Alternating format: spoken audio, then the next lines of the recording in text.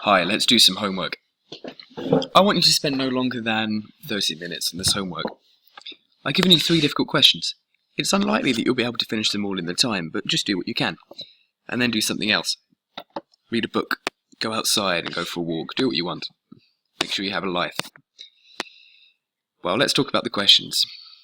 Question number 1, when designing an aircraft, they put them in this thing called a wind tunnel. Look up a video of it on YouTube if you're unsure what it is. It's worth seeing, it's quite cool.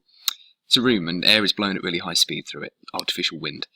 As an option, some tests can be performed in indoor hyperballistic range. I'll tell you what that means. Models of an aircraft, which people think you're building, are projected, meaning fired, at 9,000 meters per second, that's 9 kilometers a second, into a sort of net which recovers them.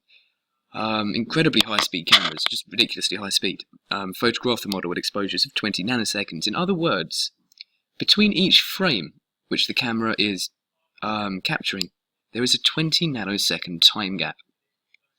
You might need to look up how many nanoseconds there are in a second. I want you to work out how far a model is going to be moved between one frame and the next. Good luck with that one. Question 2 is one of those questions when I want you to look up your own data to solve it. I want you to calculate the speed of the Earth in its orbit around the Sun. You'll need to look up data. Question 3. A mountain climbing expedition establishes a base camp and 2 intermediate camps, A and B. Camp A is that far east of and that far above base camp. There's the numbers for you. Camp B is a certain distance to the east of and higher than Camp A. I want you to determine the displacement between the 2 camps. Not the distance, the displacement. Good luck.